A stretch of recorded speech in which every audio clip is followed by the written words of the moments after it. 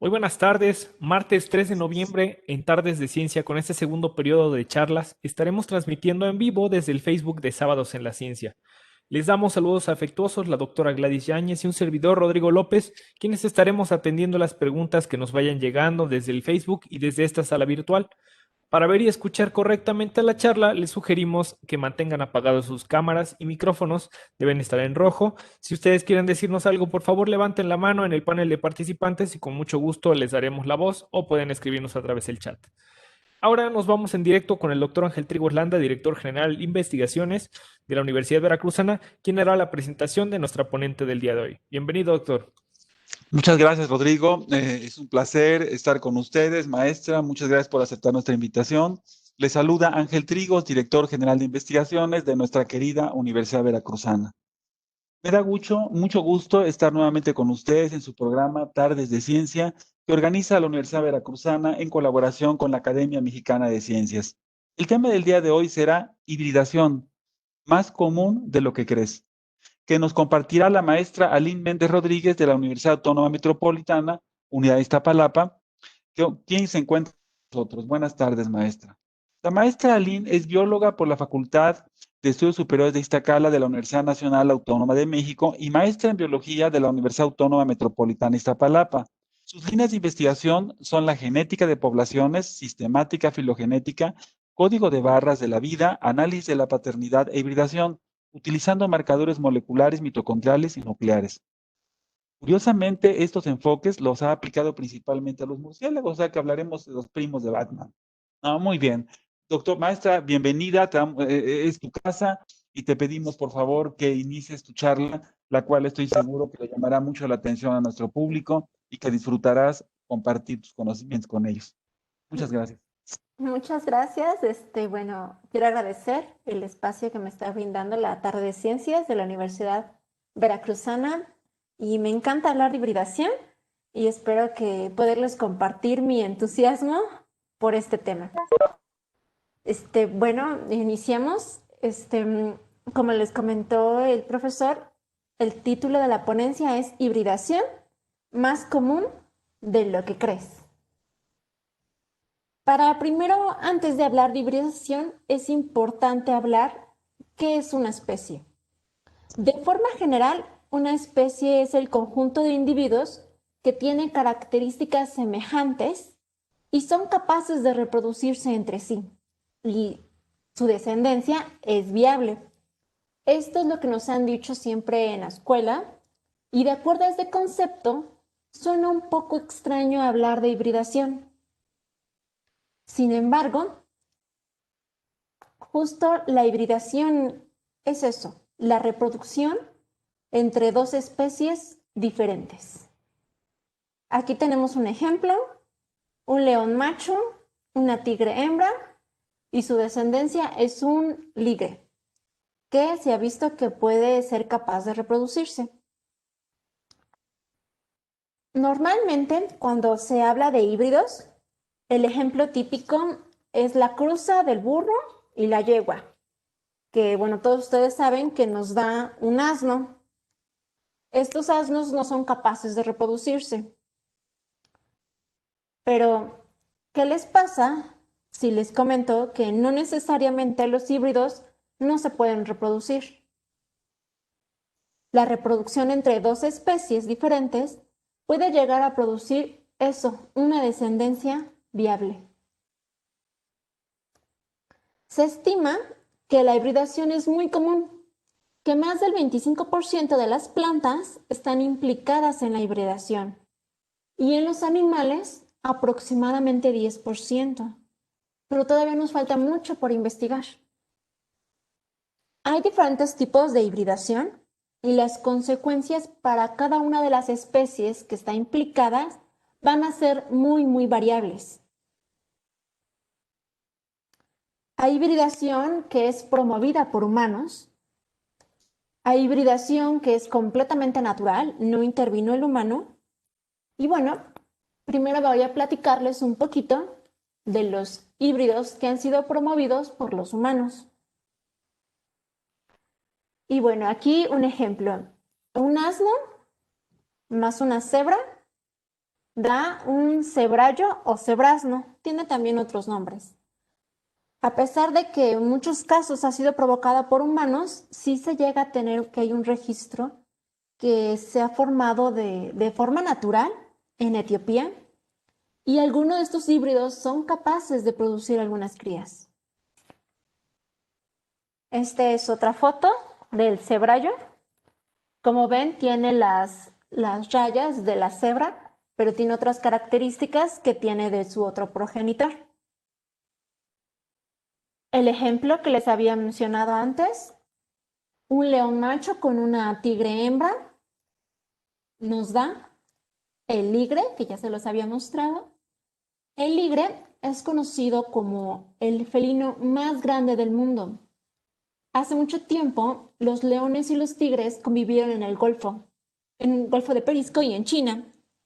En la actualidad, el único lugar donde es posible que convivan y se apareen de forma natural es el bosque de Gir en la India, aunque es muy complicado porque estos dos animalitos, el tigre y el león, tienen muchos hábitos muy diferentes, entonces es poco probable que se encuentren. Los machos ligres desarrollan la melena de los leones, esta es una hembra, aunque no es tan abundante como los leones, y mantiene algunas rayas de las hembras. Tiene las patas muy cortas y puede llegar hasta medir 4 metros y pesar hasta 500 kilogramos, por eso se le conoce que es el felino más grande. Pesa y mide más que cada uno de sus padres, pero se sabe que son individuos tranquilos. Este felino nunca deja de crecer. Se cree que es por un gen inhibidor del crecimiento que se transmite por vía materna en los leones y por la vía paterna en los tigres, por lo que el ligre no hereda ningún tipo de gen por sus padres, o sea, no tiene este gen inhibidor, por lo tanto puede seguir creciendo y creciendo y creciendo. Cuando ya pasan algunos años, los ligres tienen problemas para soportar todo ese peso en sus patas. Se sabe que los machos son estériles y algunas hembras sí han podido procrear tener algunas crías. Aquí vemos un ejemplo, una pequeña cría. Y bueno, si el ligre se cruza con un tigre, se le llama tití. Y si se cruza con un león, se llama lili. Ahora vamos a ver un caso un poco contrario. ¿Qué pasaría un león hembra y con un tigre macho? Lo que pasa es que da un tigón. Este tigón, como ven, sí es un poco diferente al ligre. A pesar de que sean las mismas especies, no es el mismo macho y hembra de cada una de las especies. Los tigones presentan menor tamaño debido a que por sus progenitores sí heredan ese gen inhibidor del crecimiento, pero no presentan enanismo, o sea, crecen normal.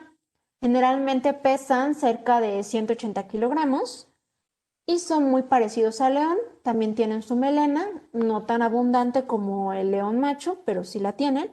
Tienen algunas rayas un poco visibles alrededor del cuerpo, como los tigres. Y bueno, también poseen patas y colas largas que le dan un aspecto un poco desgarbado, un poco menos corpulento que el ligre. Y bueno, generalmente se ha visto que los tigones son estériles.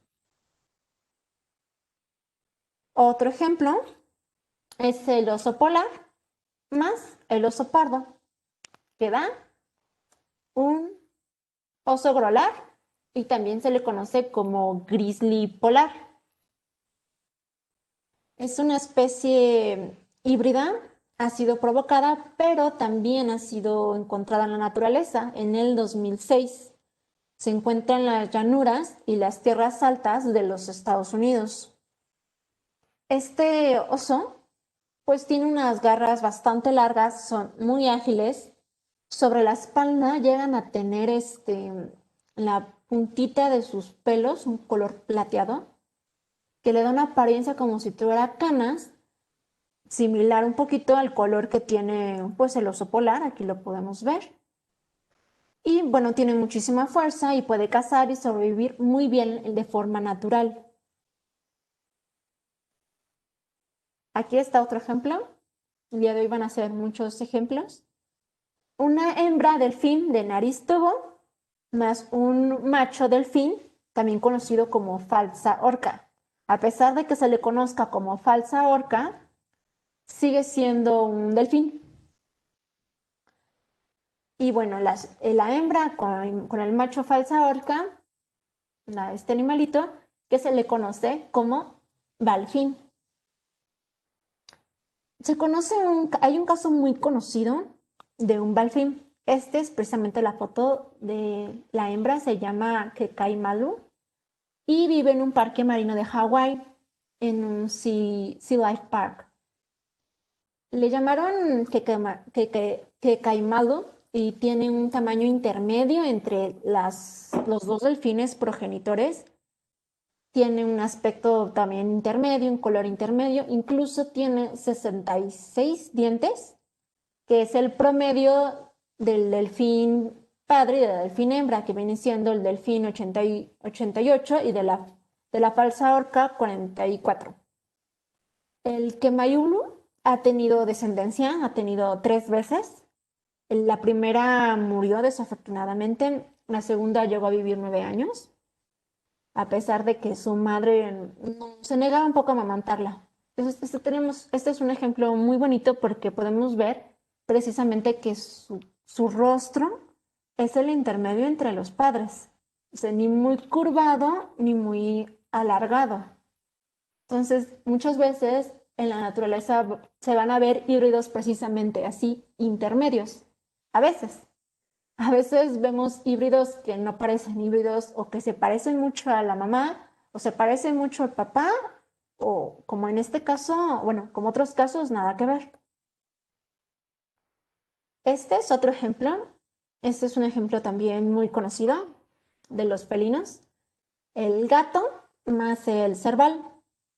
El cerval es un gato africano salvaje. Y bueno, la suma del gato y del cerval nos da un sabana. Como ven, este gatito es muy lindo. Se utiliza mucho precisamente para las personas que quieren adquirir los gatos. Y bueno, ha sido muy popular entre los creadores a final del siglo XX. Y en el 2001, la Asociación Internacional de Gatos los aceptó como una nueva raza registrada precisamente de gatos domésticos. Estos animalitos son más sociales que los animales, bueno, que los gatos comunes. Incluso se les ha llegado a comparar con los perros en actitudes como lealtad, estarlos siguiendo, y muchas veces han sido entrenados para utilizar la correa o incluso para jugar y buscar algunos objetos. Y bueno, como ven, tienen características tanto del cerval como del gato. Las orejas son típicas. Aquí lo curioso es que la primera generación de híbridos, o sea, de la cruza de estos dos, suele dar gatos un poco pesados, grandes, y conforme van pasando las generaciones suelen dar gatos un poquito más pequeños. Bueno, ahora bueno, aquí son fotos. Otro caso muy, muy conocido son los perros y los lobos. Entonces, ¿cómo creen que se llaman los perros y los perros más lobo? Da un perro lobo. Este caso no se lo pensaron mucho y también es muy conocido, también ha sido cotizado. Hay algunos biólogos que no están de acuerdo que se hagan estas cruzas por la pérdida de identidad de los lobos, pero bueno, los casos existen. Y bueno, ya les hablamos un poquito de los animales. Ahora, las plantas. De las plantas hay en muchos casos. Un ejemplo muy concreto son las flores de la pasión, también conocidas como pasifloras. Hay muchos ejemplos de estos híbridos. La hibridación se utiliza principalmente como plantas ornamentales. Entonces se vende muchísimo. Como ven, genera muchos tipos de coloraciones muy bonitas que son muy cotizadas y precisamente por eso se les promueve que hibriden para generar toda esta variedad de colores. Otros ejemplos en flores que también se ha utilizado para plantas ornamentales son las rosas. Estos colores normalmente no los encontramos en la naturaleza. Nosotros los provocamos para vender más, para regalar, porque se ven muy bonitas, son más atrayentes. No todas las rosas que son de origen híbrido tienen ese olor particular de las rosas, sí se va modificando. Pero bueno, este es un ejemplo de las rosas. Otro ejemplo son los tulipanes, también utilizados para cuestiones ornamentales. Bueno, muchas especies de plantas. Y bueno, ya con lo que les platiqué, cuando yo o otra persona les pueda preguntar, ¿los híbridos son estériles? Pues a veces sí y a veces no. A veces sí se pueden reproducir. ¿Y de qué va a depender esto? Pues de muchos factores. A veces los híbridos son estériles porque los cromosomas de la madre y los cromosomas del padre, que son de especies diferentes, tienen número diferentes de cromosomas. Y esto hace que sean muy complicados que los híbridos puedan llegar a procrear, porque no hay esa unión tan equilibrada que hay cuando son entre la misma especie. Entonces, la diferencia entre los cromosomas puede que no nos dé híbridos que sean capaces de reproducirse. Otra barrera para que los híbridos puedan reproducirse o que los híbridos se puedan llegar a dar es, en el caso de las flores, pues que unos abran en mayo, otros abran en junio, unos se encuentren más lejos, otros se encuentren muy cerca, pero tengan un polinizador diferente. Todo eso van a ser barreras para que se formen los híbridos. Otro ejemplo es el canto. No es lo mismo que un murciélago que convence a la hembra, cante de una forma y que si llega a otra especie le hable de otra forma. Entonces, imagínense que no se pueden comunicar bien, que es como si hablaran otro idioma diferente. Y por eso a veces los híbridos no se pueden llegar a dar o los híbridos no pueden ser capaces de reproducirse, ya sea con otros híbridos o con una de sus especies progenitoras, ya sea la paterna o la materna, materna y paterna. Y bueno, a pesar de todo esto, vemos que hay híbridos que es posible que se reproduzcan a pesar de todas estas barreras.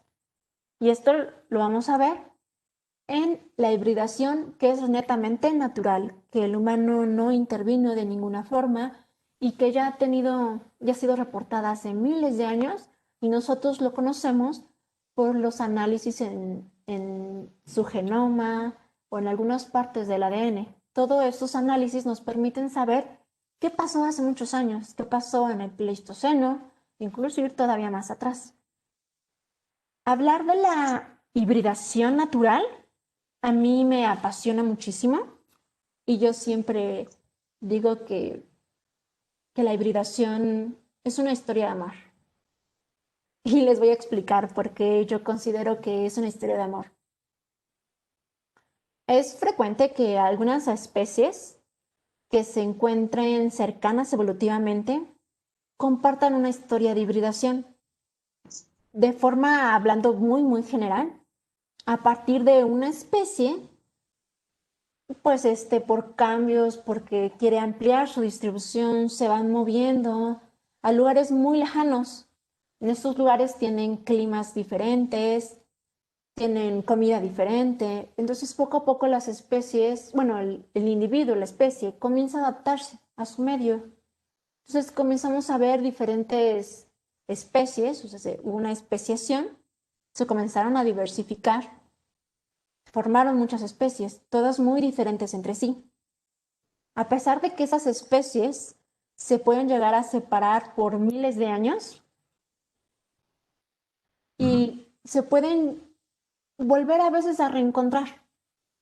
Imagínense que por cambios climáticos, porque hubo una elevación topográfica, por ejemplo, cuando se elevó el Istmo de Panamá, el Istmo de Tehuantepec aquí en México, todos esos cambios ambientales provocan que también las plantas amplíen su distribución o restrinjan su evolución y pues en estos casos junto con esos algunos otros animales.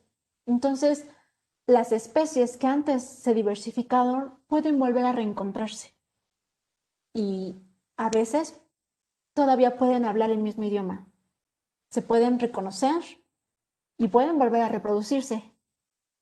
Por eso yo digo que es una historia de amor.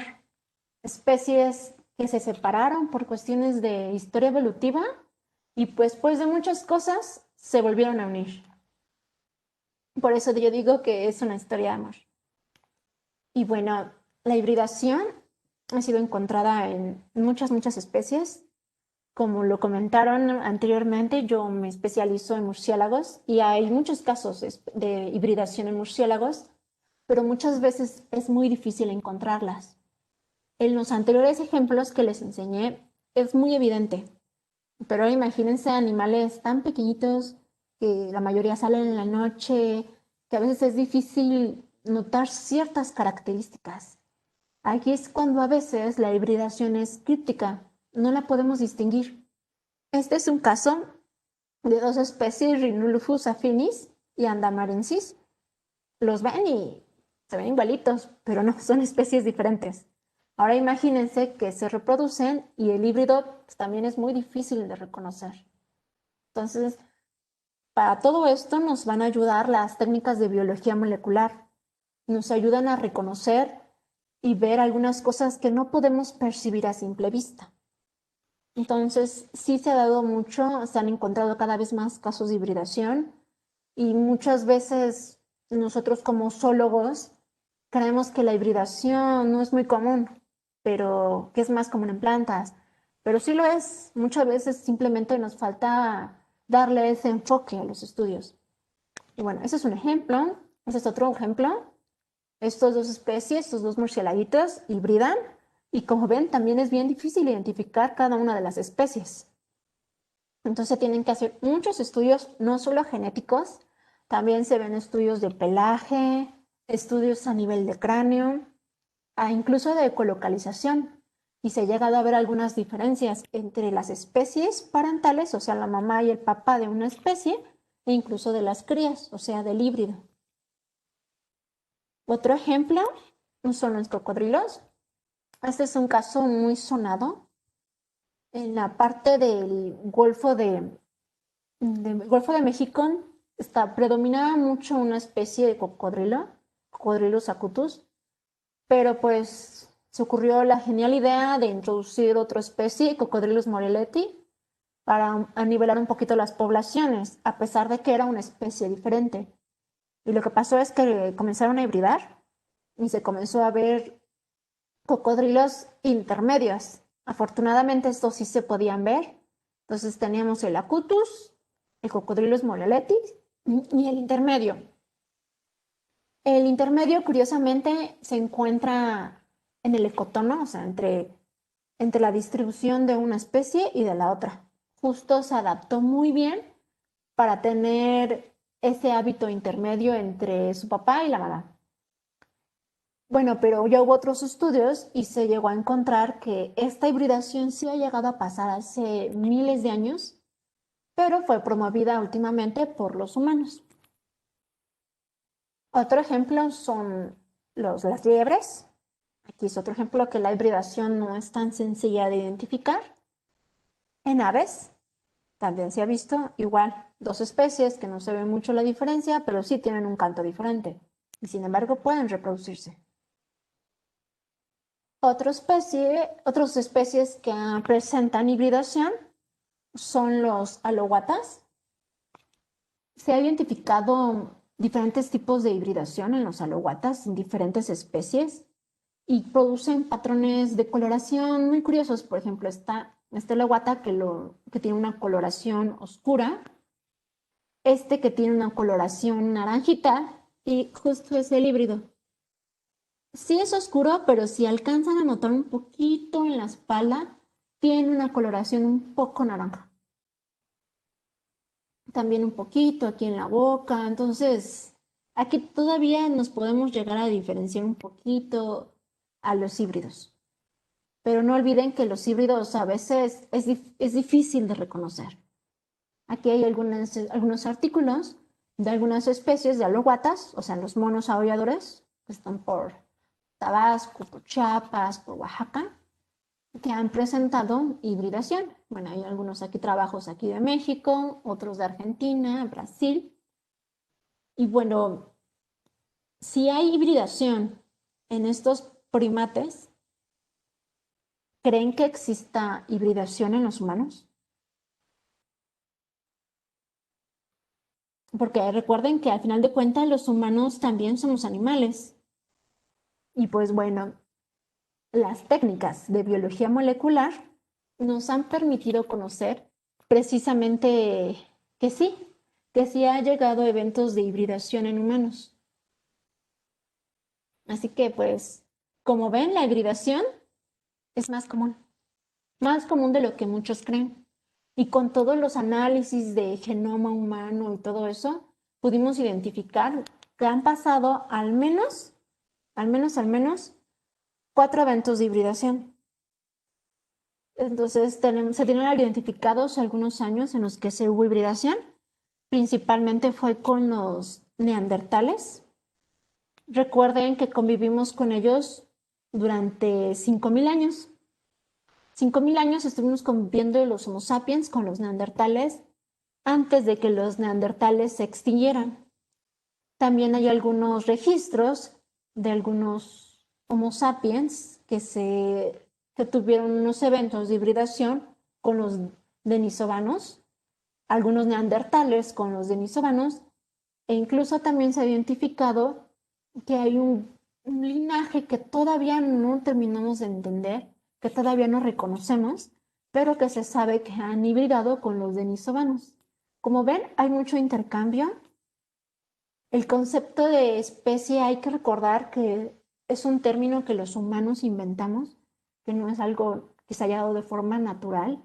Siempre nosotros como humanos intentamos buscarle una definición, una clasificación, un nombre a todo. Pero hay que recordar que a veces pues la naturaleza no es tan sencilla y siempre con nuevos estudios lo que hoy es verdad, mañana ya no, y siempre estamos en esa búsqueda constante de conocimiento. Entonces no hay que quedarnos a veces con algunos conceptos que son muy restringidos. Entonces hay que recordar que pues la hibridación es algo natural, también ha sido provocada por humanos, pasa en plantas, pasa en animales, pasa en humanos. Y cuando yo pues me imagino a veces pues cómo se habrá dado este evento entre humanos y neandertales, cómo fue, vivíamos con las mismas tribus, cazábamos cerca, pues yo siempre me lo imagino algo así. No sé ustedes cómo se lo puedan imaginar. Quizá hubo un momento en el que hubo intercambio de parejas, un momento en que se juntó una aldea con otra aldea. Recuerde que nosotros éramos nómadas y nos estábamos moviendo constantemente buscando los recursos. Y quien buscaba los recursos no solamente era la especie humana, también era, bueno, los Homo sapiens, sino también los neandertales. Entonces quizá fueron en esos momentos que pasó. O tal vez fue así. Neandertales y humanos en tiempos del Pleistoceno, porque fueron justos en esa época. ¿Quién sabe? Tendríamos que tener una máquina del tiempo para regresar y saber qué es lo que sucedió. Pero lo que sí sabemos, quizá no exactamente cómo pasó, pero que sí hubo una reproducción y lo podemos ver en nuestros genes, en los genes que siguen descubriendo y seguirán descubriendo algunos fósiles y encontraremos todavía más información. Y bueno, ya con lo que les platiqué, quiero que se puedan imaginar y preguntar qué pasa cuando una especie híbrida. ¿Cuáles son las consecuencias que va a tener para las especies parentales? O sea, para la especie que aporta, que es la madre, y la especie padre. ¿Qué va a pasar con las especies? Muchas veces no sabemos, en otras sí tenemos registrados lo que puede llegar a pasar, y estas son algunas de las consecuencias, y todo va a depender de cómo se dio la hibridación. La hibridación es muy dinámica, ya vimos que depende si es el macho o la hembra de una especie, el macho o la hembra de la otra especie. También va a depender si hibridan mucho, hibridan poco. A veces pasa que un híbrido solamente se reproduce con una de las especies parentales. A veces se reproduce con ambas y a veces solamente con la otra o a veces solo entre híbridos. A veces el ambiente va a favorecer a los híbridos, como en el caso de los cocodrilos, puede llegar a favorecerlos. También hay unos casos de unas liebres que la hibridación favoreció que el híbrido pueda resistir más el frío. Entonces, son muchas cosas que va a decir que va a provocar con estas especies después de la hibridación. La primera de estas consecuencias es que se puede llegar a la extinción de alguna de las especies parentales. Hay mucha controversia con el lobo, precisamente el lobo mexicano, porque se ha visto que su genoma tiene híbrido con coyote, con perro y con otras especies. Entonces, ¿hasta dónde pierde su identidad como lobo? Entonces, si hay mucha hibridación entre el lobo y los perros, va a haber un momento en que lo propio del lobo se va a ir desapareciendo poco a poco va a ir desapareciendo. Entonces, este puede ser un caso en el que podamos llegar a perder una de las especies que originan a los híbridos. Por ejemplo, el otro de los cocodrilos, se ha visto que el cocodrilo Morelletti es muy apto, a veces más apto que el acutus, igual el híbrido. Entonces, si comienzan a competir más, puede que el acutus se vea completamente desplazado. Hay otro caso en mustélidos. Lo que pasó ahí es que fue humanos. Los humanos introdujeron un mustélido en donde no era. Este nuevo mustélido, el macho es muy agresivo con la hembra, muy, muy agresivo. Entonces acapara a todas las hembras, no deja que el macho de su propia especie se reproduzca. Y el caso malo aquí, aparte de que se está peleando las hembras de la otra especie, es de que las crías no se dan. Entonces, están disminuyendo las poblaciones de esos mustélidos y pues quizá en un futuro podamos llegar a perder esa especie. Entonces, esta es una de las consecuencias de la hibridación. Eso es un caso. Otro caso es el aumento de la diversidad genética, que es bien importante, porque al hacer precisamente esta reproducción, le puedes dar un plus extra de diversidad genética a alguna especie que quizá no estaba tan bien genéticamente. Esta técnica se utiliza mucho para la genética de la conservación. Lo que hace la genética de la conservación es dentro de la misma especie, pero sirve de ejemplo. Tiene dos poblaciones. Hay unas poblaciones que tienen muy baja diversidad genética. Recuerden que si hay una baja diversidad genética, las especies tienden a ser sensibles a los cambios ambientales. Si hay una enfermedad, les pega a todos. Si hay un cambio climático, les pega a todos. Entonces, por eso siempre se busca en la genética de poblaciones que estén bien, con una alta diversidad genética. Entonces, lo que hacen ellos, los genetistas de la conservación, es de que agarran algunos individuos donde hay diversidad genética alta y las meten en poblaciones donde tienen diversidad genética baja. Esto hace que la diversidad genética aumente de la población que tenía una diversidad genética baja. Todo va a depender de la proporción en la que se están reproduciendo. Entonces, esa es otra consecuencia. Esta consecuencia es muy bien, ayuda a las especies. Otra consecuencia es la especiación. Puede pasar que el resultado de los híbridos sean muy competentes en ámbitos diferentes al papá y a la mamá. Entonces, si les favorece la selección natural, pueden llegar a comenzar a diferenciarse de las especies parentales, siempre y cuando los híbridos no se vuelvan a reproducir con sus especies parentales. Si solo se reproducen entre ellos, puede llegar un momento en el que se forme otra especie.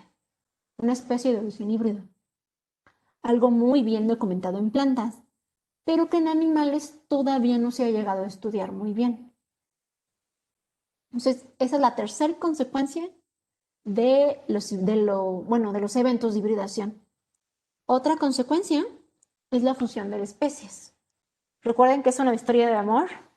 Entonces, ¿qué pasa cuando dos especies se separan, se vuelven a unir, se reproducen, pero se reproducen tanto y todo el tiempo y constantemente que va a haber un momento en que las barreras reproductivas de las cuales les hablé un poquito, que es el cantar diferente, el abrir flor, que abra la flor en diferente temporada, un diferente polinizador, todo eso se va a ir diluyendo y al final esas dos especies se pueden volver a convertir en una. Y sí, podemos llegar igual a perder una especie, pero no es exactamente lo mismo que la primera consecuencia de la hibridación que les manejé aquí.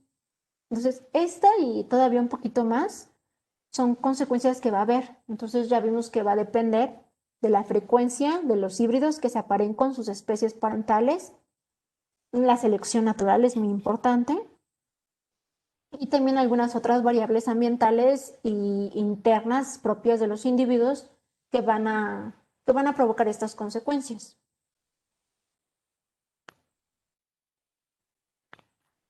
Bueno, mucho se ha hablado del cambio climático y yo quiero que platiquemos un poquito de esto y tengamos un poco de reflexión. Muchas veces se ha manejado como que el cambio climático no existe, que sí está de moda, pero que no tiene caso, que de todos modos va a pasar. Y bueno, ¿qué tiene que ver el cambio climático con la hibridación? Lo que sabemos del cambio climático es que varias zonas de todo el mundo están cambiando.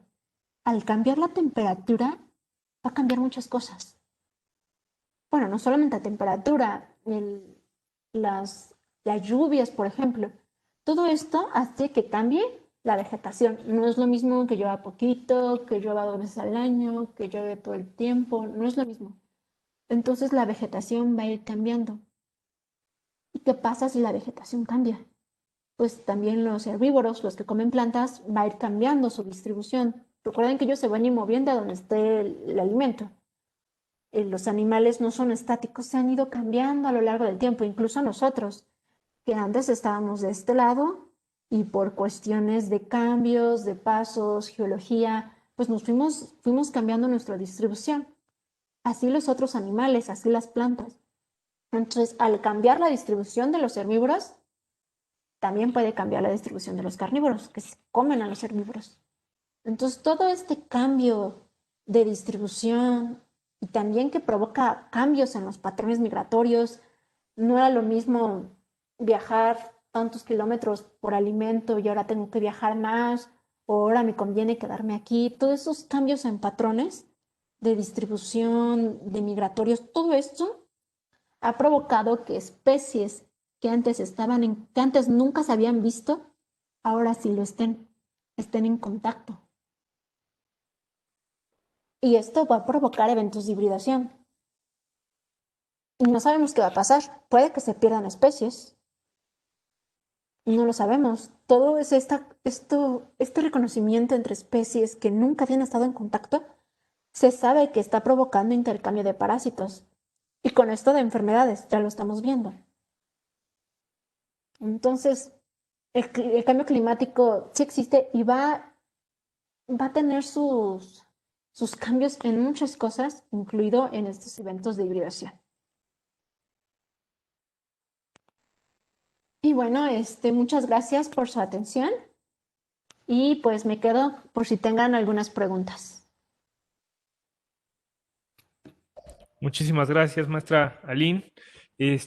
¿Tendrán alguna pregunta por parte de aquí de los participantes que están en la sala de sábado, de tardes de ciencia, perdón? Vamos a, vamos a esperar un momentito.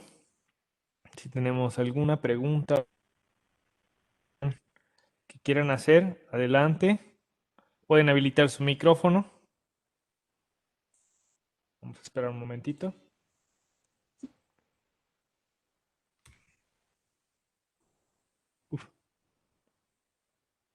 Quedó todo muy claro, perfectamente. Súper. Sí, maestra Lynn, pues algún comentario que quisiera, alguna reflexión que quisiera darnos antes de que sigamos, con respecto a la hibridación, con respecto a todos bueno, la charla que nos diste. Pues, ¿Sí me escuchó? Sí, sí, adelante. ¿Escuchamos? ¿Quién habla? Mónica Domínguez, estudiante de la facultad. Adelante, adelante, Y Mónica. también soy una hibridación. Muchas sí, pero psicología en Jalapa es profesional. Es una hibridación entre enfermería y ahora psicología. No, qué bien. Todo es hibridación. Que todo es hibridación. después de mis hijas, le interesa mucho, está pidiendo 15 años, puede compartir imágenes y este tema es uno de los temas para mí,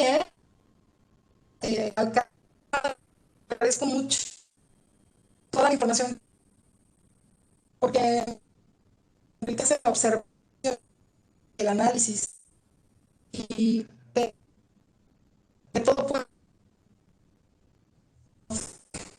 entender. Gracias por su participación y compartir. Es todo lo que miento. Muchas gracias. Y pues cualquier cosa, dejaré mi contacto también por si tienen alguna duda, si quieren apoyo de cualquier forma, aquí Sí, estoy por para favor. ayudarles. Muchísimas gracias. Gracias, Mónica. Tenemos otra participación de Armando Chacón. Si gustas habilitar tu micrófono. Hola, ¿qué tal, Rodrigo? Buena tarde. ¿Qué Hola. tal, maestra Lynn? Buenas Buena tardes. tarde. Yo sí tengo una pregunta, bueno, son comentarios y como preguntas a la vez. Desde el punto de vista teórico evolutivo, me parece que esta situación de la hibridación no es nada nuevo, tiene mucho tiempo, pero sí hay una condición que me parece que es muy importante destacar y me gustaría saber en específico con el grupo que trabaja con los murciélagos, porque bueno, muchas de las clinas que tienen que ver con la hibridación, pues muchos autores la manejan que pueden ser estables o transitorias.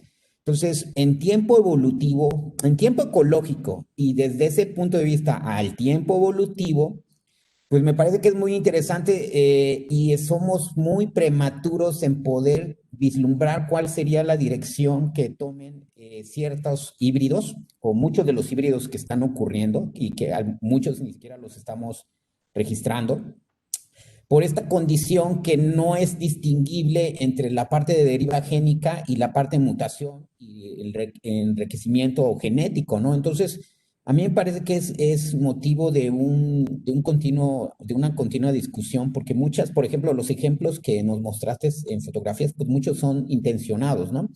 Pero la hibridación natural que está ocurriendo entre otras especies, pues sí, por ejemplo, en México no sería nada extraño que con tantos ecotonías que tenemos, pues es muy propicio que ocurran estas zonas de hibridación entre especies que son simpátricas o parapátricas, ¿no? Bueno, ahí hay todo un tema de investigación muy interesante.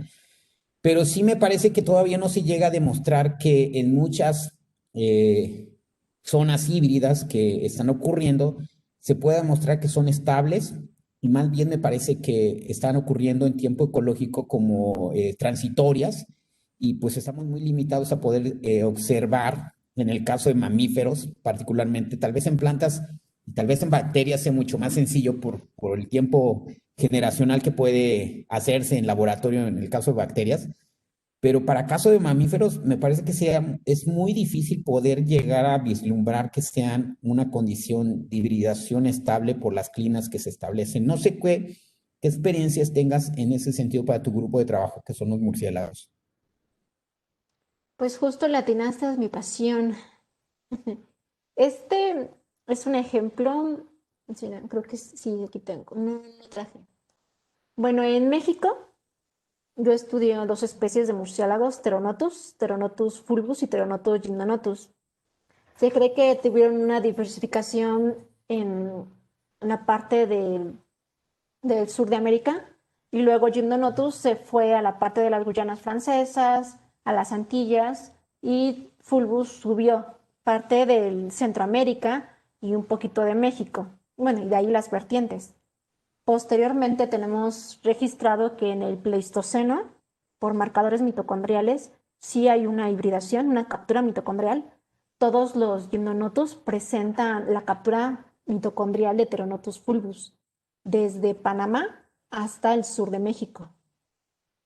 Justo en el sur de la distribución de Pteronotus fulvus y en el norte de la distribución de Pteronotus gymnonotus, justo en ese centro tenemos que hubo un cambio total mitocondrialmente.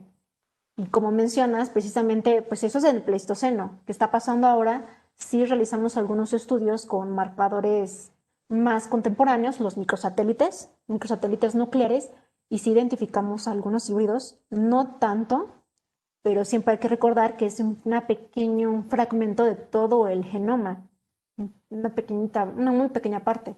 Y sí podemos ver que por lo menos del sur de México hasta Panamá, sí hay una zona de hibridación que parece ser estable, parece ser que ya no es muy común como antes, y no creo que vayamos a ver, como mencioné, alguna pérdida o ganancia de diversidad genética, bueno, a nivel de especie.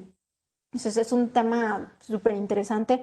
Como dices, falta mucho por conocer, porque pues a veces nos falla un poquito el recurso, nos falla un poquito las muestreo incluso. Y bueno, ese es en México. Hay otro ejemplo de murciélagos en Europa, que justo en el ecotono están los híbridos y no hay ninguna especie parental. Y se ha visto que también los virus de cada una de las especies justo ahí está hibridando.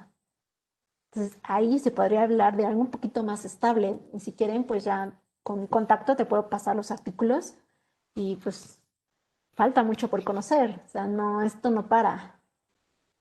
Se me hace muy interesante porque además, desde el punto de vista, quitando a las especies animales y dejando la parte biótica relacionada con vegetación, geografía y condiciones ambientales específicas de los ecotonos, pues son también zonas que no son tan estables a veces, ¿no? Porque justamente los ecotonos en muchos lugares del mundo son los lugares que frecuentemente son más perturbados, ¿no? Y entonces Así es. la estabilidad ecológica que tienen esos sitios que son muy diversos, que son puntos de confluencia en características abióticas, pues son muy interesantes desde el punto de vista de transición entre ambientes, ¿no? Pero también son los sitios que normalmente se ven más afectados por aspectos de, bueno, en este caso lo más actual, pues perturbación antropogénica, ¿no? Porque zonas de pastizales, por ejemplo, que son incendiadas, normalmente están contiguas a zonas de cotonía y son las zonas de cotonía las primeras que son las afectadas en ese proceso de perturbación por incendios, ¿no? Entonces,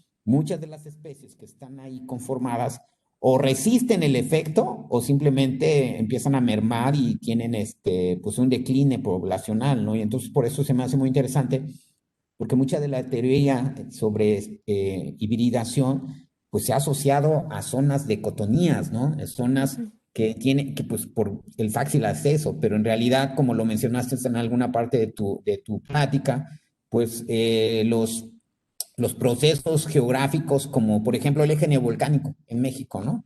Es un típico ejemplo que tiene que ver para los lagomorfos, una clara evidencia de zona posible de hibridación, pero por ejemplo en los lagomorfos no se conoce mucho sobre hibridación, además de que son especies simpátricas, ¿no? Que hay varias especies que son simpátricas de conejos, y sin embargo no se conoce mucho sobre el proceso genético de hibridación, ¿no? Entonces se me hace muy interesante.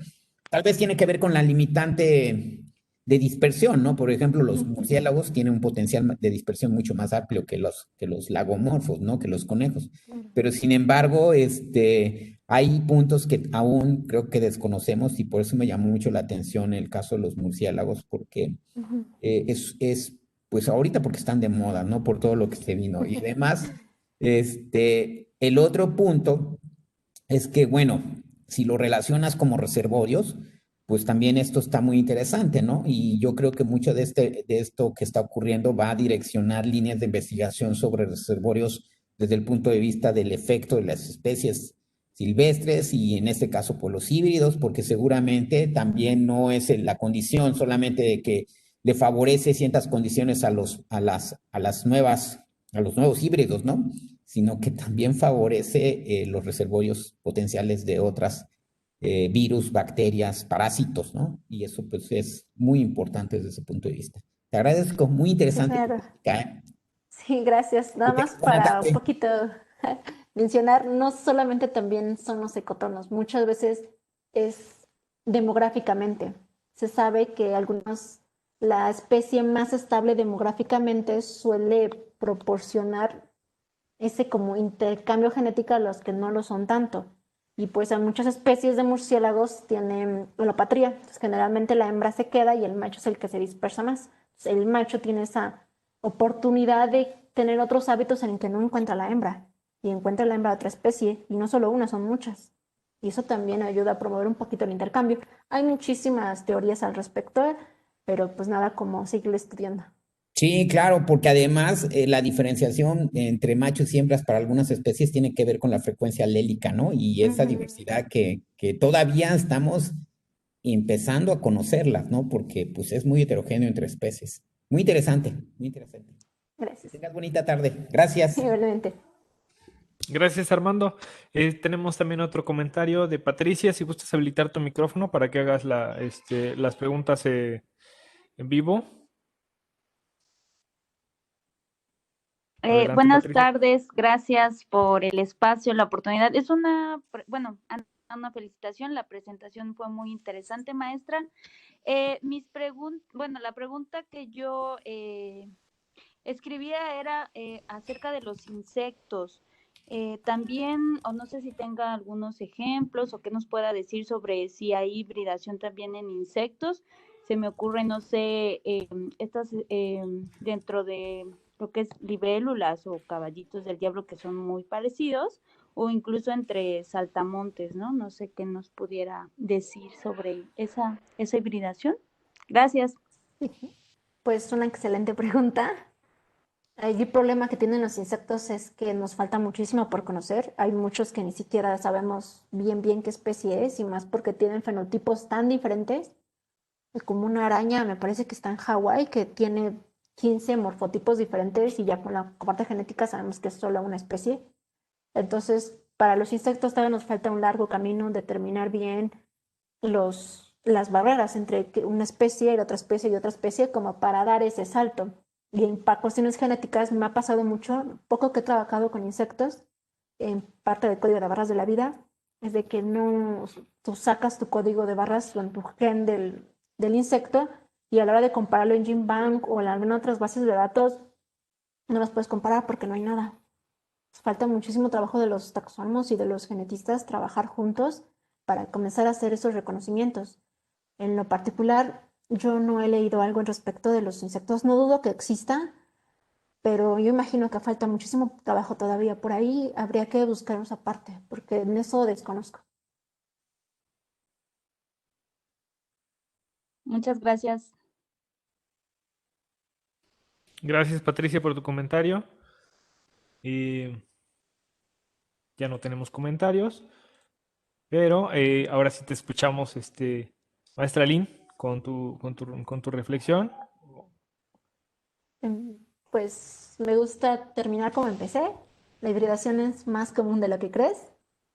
Y pues a seguir trabajando, a seguir estudiando y seguir conociendo más. Muchas gracias por estar atentos aquí y espero que me puedan invitar en algún otro momento en este espacio. Con mucho gusto, Lynn. Ya sabes que este espacio está abierto, están abierto para todas las personas que quieran la divulgación de las ciencias. Y bueno, pues con esto cerramos el día de hoy. A nombre de la Dirección General de Investigaciones de la Universidad Veracruzana y la Academia Mexicana de Ciencias, de nuestros colaboradores de Difusión Cultural y Comunicación Universitaria, y a la maestra Lynn Méndez, quien estuvo con nosotros la tarde de ciencia de hoy. Les agradecemos habernos acompañado en esta charla. Les esperamos el día martes 10 de noviembre con la charla Jardines Botánicos de México, ¿por qué son necesarios? Por el maestro Orlik Gómez García del INECOL, con el mismo enlace, por el mismo enlace, por favor, en punto de las 5 de la tarde, los esperamos. Muchísimas gracias y bonita tarde. Saludos.